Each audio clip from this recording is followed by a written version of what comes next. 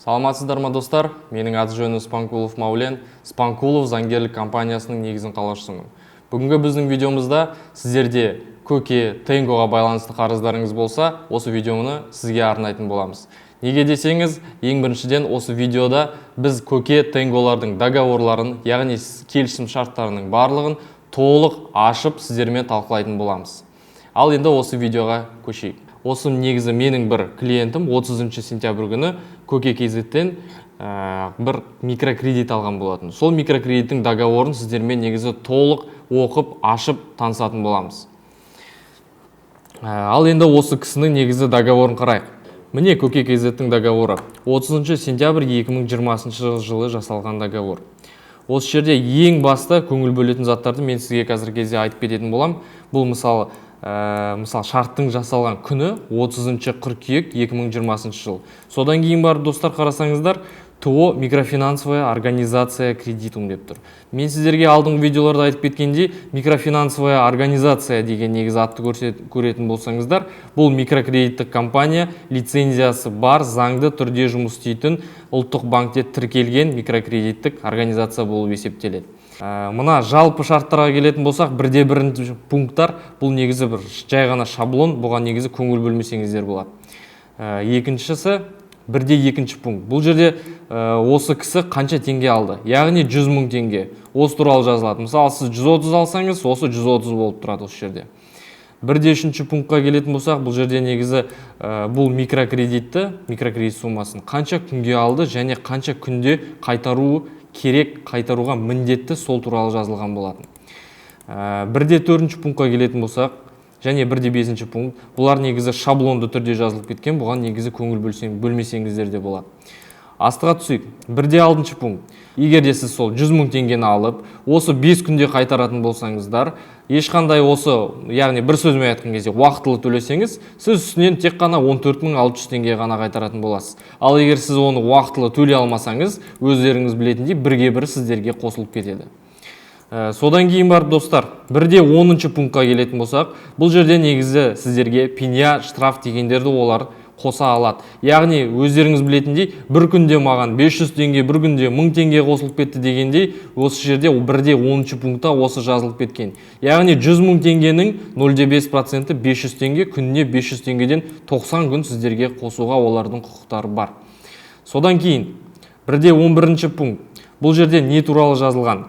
Яғни сіздер өздеріңіздің микрокредит туралы қарызыңызды уақытылы қайтара алмасаңыз, немесе ұмытып кетсеңіз, сол жағдайлар туралы барлығы сіздердің телефондарыңызға SMS арқылы жіберуге және сіздерге соны хабарлап отыруға олардың толық құқықтары бар.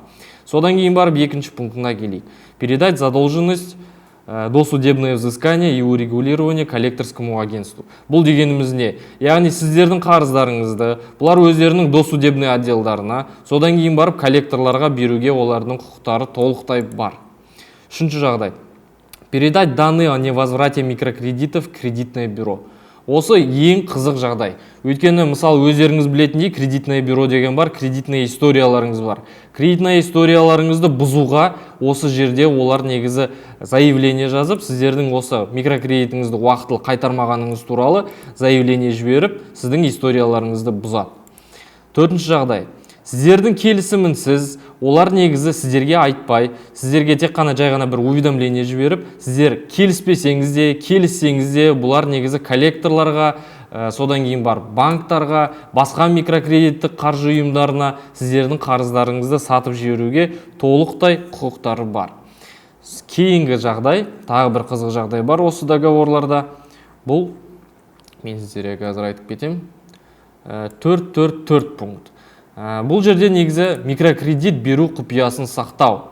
Бұл дегеніміз, яғни өздеріңіз қараңыздар. Егер де осы Көке KZ компаниялары сіздерге белгілі бір, сіздерге емес, сіздердің бір туысқандарыңызға, сіздердің достарыңызға осы микрокредит туралы негізі белгілі бір ақпараттарды жаятын болса, бұл негізі заңсыздық.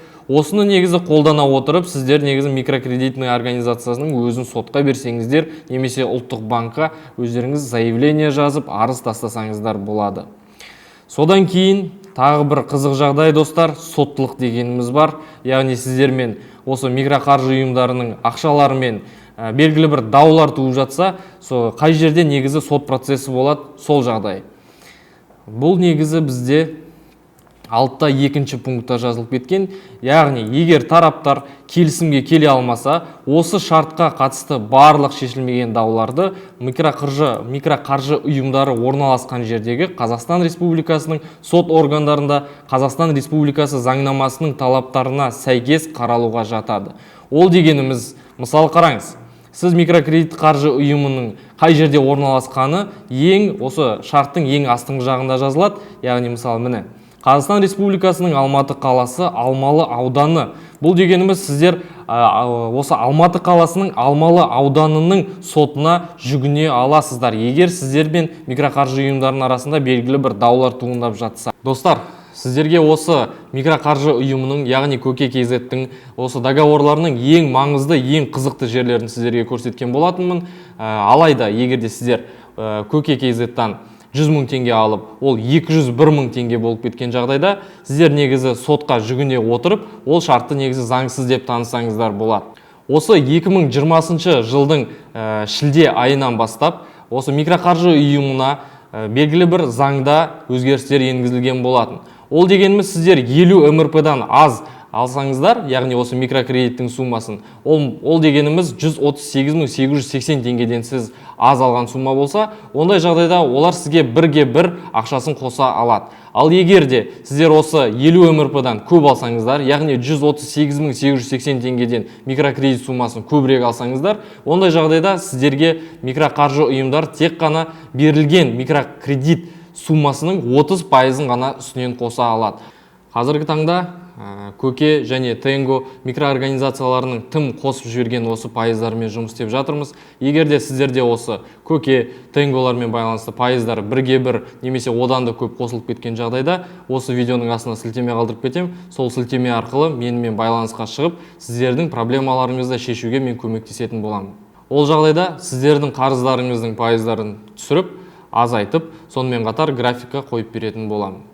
Достар, егер де біздің видеомыз сіздерге пайдалы болған жағдайда, осы біздің YouTube каналымызға, Instagram парақшама тіркеліңіздер, алдағы заңда болып жатқан осы өзгерістердің барлығын жіберіп алмаңыздар. Назар аударғандарыңызға рахмет, сау болыңыздар.